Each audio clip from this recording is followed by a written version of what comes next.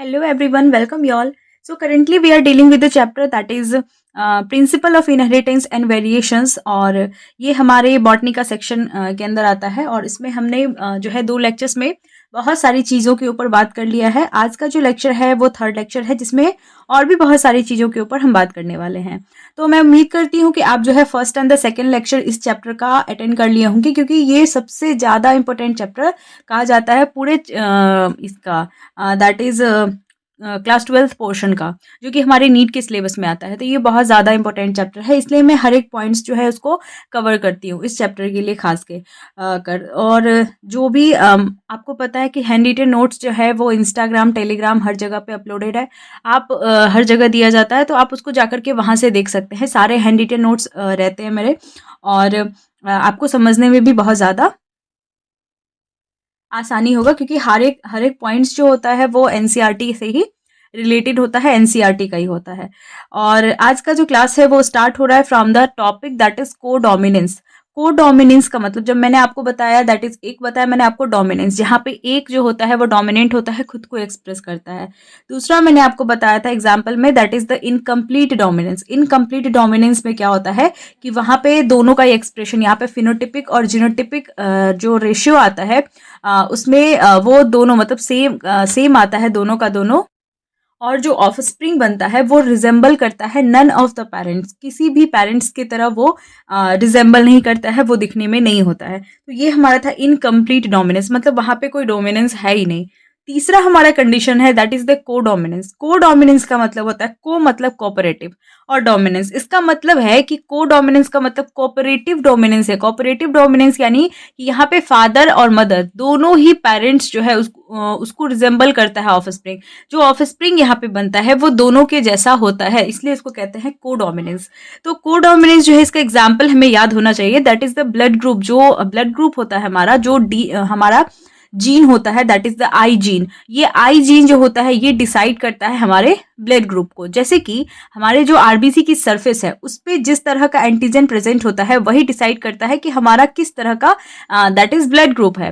तो एंटीजन जो होता है हमेशा आरबीसी के ऊपर प्रेजेंट होता है। जैसे हम ये हमारा आरबीसी है, इसके ऊपर जिस भी तरह का एंटीजन प्रेजेंट होता है उसका ब्लड ग्रुप उसी से डिसाइडेड होता है। एंटीजन ही डिसाइड करता है कि पर्सन का ब्लड ग्रुप क्या होगा।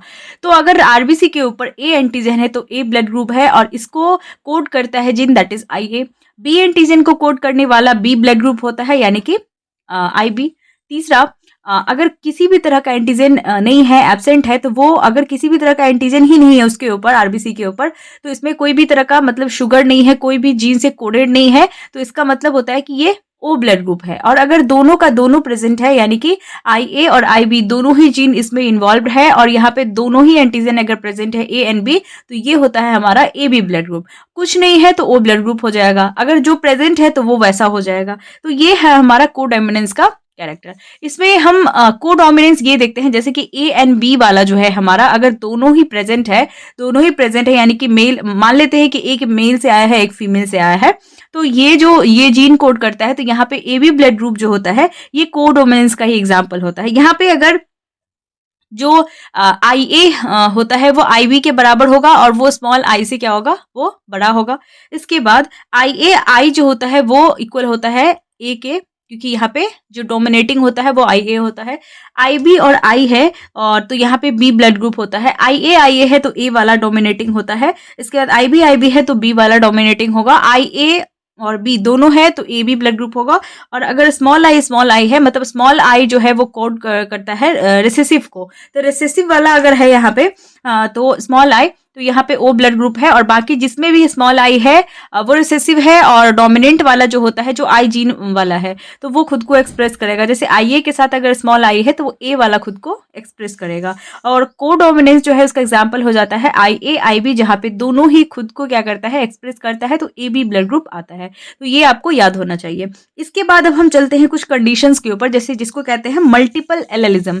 मल्टीपल एलेलिज्म जो होता है ये हमें देखने को मिलता है ह्यूमन के ब्लड ग्रुप में। एबीओ ब्लड ग्रुप सिस्टम जो होता है इसमें हमें मल्टीपल एलेलिज्म देखने को मिलता है। मल्टीपल एलेलिज्म का मतलब होता है कि 2 से ज्यादा यानी कि 2 या 3 दो से ज्यादा क्या होता है यहाँ पे अलील्स जो होता है, मल्टीपल यानी कि बहुत ज्यादा अलील्स जो होता है यहाँ पे इन्वॉल्व रहता है, बहुत सारे अलील्स इन्वॉल्व रहेगा।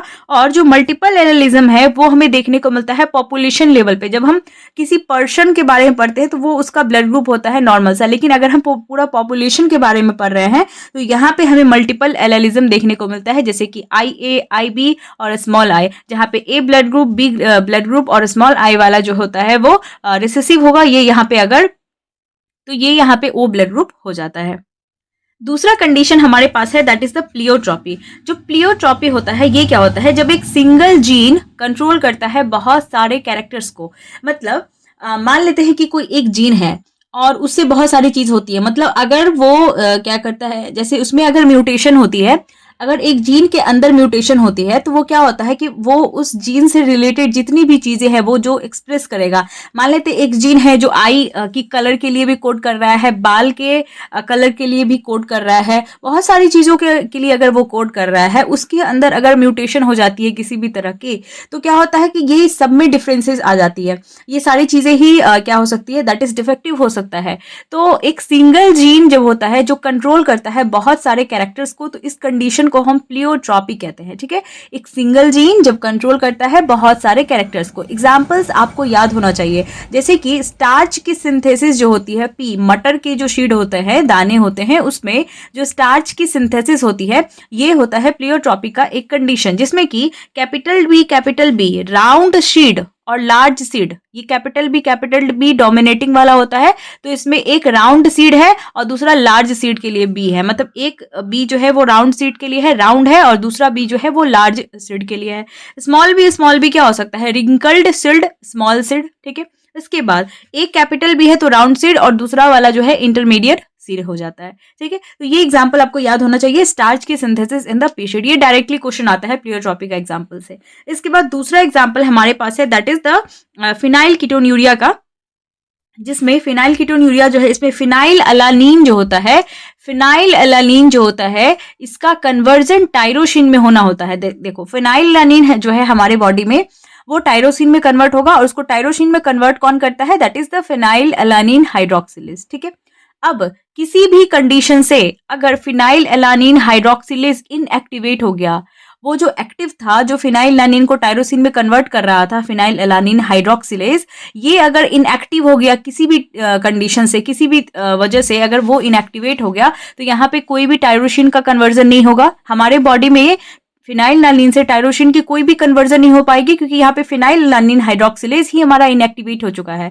अब क्या होगा, जिससे क्या होगा कि टायरोसिन का कन्वर्जन नहीं होगा, यानी कि टायरोसिन हमारा नहीं बन रहा है, लेकिन बन क्या रहा है बहुत ज्यादा मात्रा में, दैट इज फिनाइल एलानिन बन रहा है। अब एक्सेस इसका एक्यूमुलेशन फिनाइल एलानिन जो होता है ये कन्वर्ट कर देता है, मतलब इसका एक्सेस एक्यूमुलेशन हो रहा है हमारे बॉडी के अंदर, और ये क्या करता है, ये कन्वर्ट कर देता है फिनाइल पाइरुवेट को उसके और उसमें डेरिवेटिव्स में। मतलब जो फिनाइल एलानिन है इसका ये कन्वर्ट हो जाता है फिनाइल पाइरुवेट में, और उसके डेरिवेटिव्स में कन्वर्जन उसका, मतलब खुद से कन्वर्जन जो होता है, दैट इज ये जो हम रिवर्सिबल वाला कन्वर्जन कह सकते हैं, तो उसमें ये कन्वर्जन होने लगता है फिनाइल एलानिन का, क्योंकि ये बहुत ज्यादा बन रहा है। तो फिनाइल की पाइरुवेट में और फिनाइल की डेरिवेटिव्स में क्या होता है, दैट इज कन्वर्जन होता है। और इसके कन्वर्जन से क्या होता है कि ये एक्यूमुलेशन, मतलब इससे हमारे ब्रेन के अंदर जो है फिनाइल पाइरुवेट और उसका डेरिवेटिव्स का एक्यूमुलेशन होता है हमारे ब्रेन में। इस ब्रेन में एक्यूमुलेशन की वजह से बहुत सारी चीजें होती है, जैसे कि मेंटल रिटार्डेशन होगा,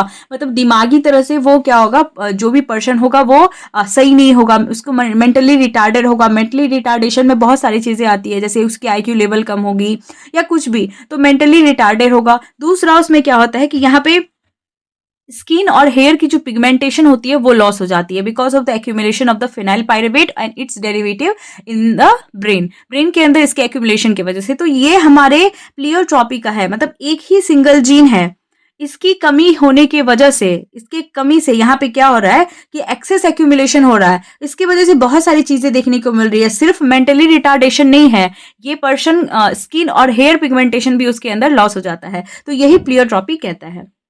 इसके बाद हम चलते हैं हमारे one of the most important topic की तरफ, that is the dihybrid cross.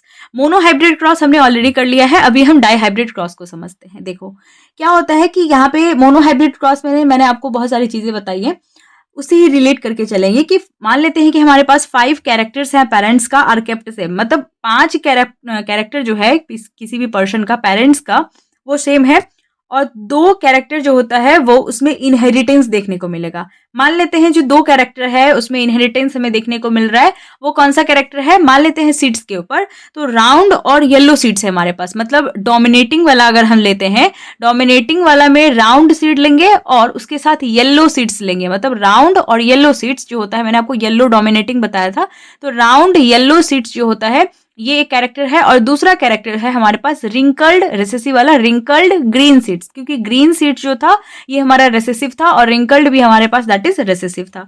अब देखो जो कैपिटल आर यूज हो रहा है ये राउंड के लिए यूज हो रहा है, और जो कैपिटल वाई यूज हो रहा है ये येलो सीड्स के लिए हो रहा है। ऐसे ही स्मॉल आर और स्मॉल वाई जो यूज हो रहा है ये रिंकल्ड ग्रीन सीड्स के लिए यूज हो रहा है। तो ये आपको समझना पड़ेगा कि कैपिटल जो है यहाँ पे डोमिनेटिंग के लिए यूज किया गया है। अब यहाँ पे जो है ये हमारा पेरेंट्स है, पेरेंट्स के बाद अब जो है यहाँ से आएगा गैमीट्स, जो बनेगा वो गैमीट्स होगा, एक आएगा कैपिटल आर और दूसरा आएगा that is the capital Y, मतलब एक राउंड और एक येलो का आ जाएगा हमारे पास गैमीट्स। इधर से भी एक स्मॉल आर और एक स्मॉल वाई आएगा। अब क्या होगा, अब इसके बीच में अगर हम सेल्फिंग करवाएं, मतलब सॉरी इसके बीच में यहाँ पे हमें क्या मिल जाएगा, एक आर और एक स्मॉल आर, एक वाई और एक स्मॉल वाई, मतलब एक capital Y small Y capital R small R. तो ये हमारे पास एक कंडीशन है जिसमें कि राउंड और येलो हमारे पास डोमिनेटिंग आता है, क्योंकि अगर डोमिनेटिंग है और रेसेसिव है तो यहाँ पे डोमिनेंट वाला खुद को एक्सप्रेस करेगा, हमें पता है from the law of dominance. तो यहाँ पे हमारे पास जो कंडीशन आएगी वो दोनों मिला के आ जाएगी टोटली, दैट इज राउंड और येलो सीड्स जो कि डोमिनेटिंग है हमारा। तो राउंड एंड येलो सीड्स में कैपिटल आर स्मॉल आर और इधर से कैपिटल वाई, इधर से कैपिटल वाई और इधर से स्मॉल वाई। अब इसकी हम क्या करा देंगे, इसके खुद के साथ सेल्फिंग करा देंगे। अब खुद के साथ सेल्फिंग होने पे हमारे पास क्या क्या कंडीशन आएगी, मान लेते हैं कि हमारे पास जो है आर की क्या क्या कंडीशन है, दो, एक कैपिटल वाई के साथ और दूसरा स्मॉल वाई के साथ जुड़ेगा, और दूसरा स्मॉल आर जो है वो एक कैपिटल वाई और दूसरा स्मॉल वाई के साथ जुड़ेगा। तो हमारे पास 4 चीजें आ गई यहाँ पे, that is capital R capital Y, capital R small R capital Y और स्मॉल आर स्मॉल वाई। तो ये 4 हमारे पास कंडीशन आ जाती है दैट इज सेल्फिंग करके। अब जो है पन्नेट स्क्वायर जो है यहाँ से हम जो है ऑफस्प्रिंग देखते हैं क्या क्या हो सकता है, क्या क्या ऑब्जर्वेशंस हम देख सकते हैं इस डाइहाइब्रिड क्रॉस के अंदर। तो पन्नेट स्क्वायर जो होता है यहाँ पे अगर हम इन चारों की सेल्फिंग, मतलब आर वाई जो स्मॉल आर कैपिटल वाई है, जो हमारे पास 4 चीजें आई है, अब इसमें हम इसको क्या करते हैं पन्नेट स्क्वायर से इसकी ऑफस्प्रिंग की कैलकुलेशन करने के लिए हम यही बनाते हैं। तो अब इसको कैपिटल आर और कैपिटल वाई ऐसे, मतलब ऊपर भी सेम और नीचे भी सेम, उसके बाद इन दोनों का क्रॉस करवाते हैं, मतलब एक का सबके साथ, फिर इसका सबके साथ, फिर इसका सबके साथ, फिर इसका भी सबके साथ। तो ऐसे होता रहता है, इसमें ऑफस्प्रिंग हमें बनता है। तो टोटल 16 जो है हमारे पास ऑफस्प्रिंग बन चुका है। ठीक है, अब जो है इसके अंदर हमें फिनोटिपिक और जीनोटिपिक रेशियो जो है वो याद होना चाहिए, क्योंकि यहाँ से डायरेक्टली क्वेश्चन आता है कि डाई हाइब्रिड क्रॉस में जो है ऑफस्प्रिंग कितना होगा, तो फिनोटिपिक रेशियो कितना होगा, जीनोटिपिक रेशियो कितना होगा। तो फिनोटिपिक अगर रेशियो की हम बात करेंगे तो ये हम मोनोहाइब्रिड क्रॉस से निकाल सकते हैं, क्योंकि मोनोहाइब्रिड क्रॉस जो है वो हमें याद रहता है आसानी से कि उसमें 3 जो है डोमिनेंट था, एक रिसेसिव था। तो मोनोहाइब्रिड क्रॉस में जो मतलब 3 टॉल था और एक डॉर्फ था, तो 3 टॉल और एक डॉर्फ जो है ये कंडीशन हमारा मोनोहाइब्रिड क्रॉस का होगा। तो जो हमारा डाई हाइब्रिड क्रॉस आएगा, तो डाई हाइब्रिड क्रॉस में क्या होगा, उसका डबल होगा। अब उसका डबल करने के लिए जो डाई हाइब्रिड क्रॉस है इसकी फिनोटिपिक रेशियो जो होती है वो क्या होगी, मोनोहाइब्रिड क्रॉस की डबल। अब मोनोहाइब्रिड क्रॉस की जो डबल है वो क्या होगी, 3:1 जो रेशियो है इसका डबल होगा। तो 3:1 रेशियो का जो डबल होगा दैट इज 3:1 और 3:1 होगा, मतलब स्क्वायर में अगर है तो इसको 2 बार हम लिखेंगे। तो ये क्या आ जाएगा, पहले इसको इन दोनों के साथ करेंगे, फिर इसको इन दोनों के साथ करेंगे, तो 3 3 जा 9 और 3 1 जा 3, उसके बाद फिर 3 1 जा 3 और 1:1। तो ये ऐसे होता है 9:3:3:1, ये हमारा रेशियो आता है फॉर द फिनोटिपिक रेशियो। ठीक है, इसके बाद जो जीनोटिपिक रेशियो है वो सेम होगा मोनोहाइब्रिड के जैसा, उसमें 1:2:1 था मोनोहाइब्रिड क्रॉस के लिए।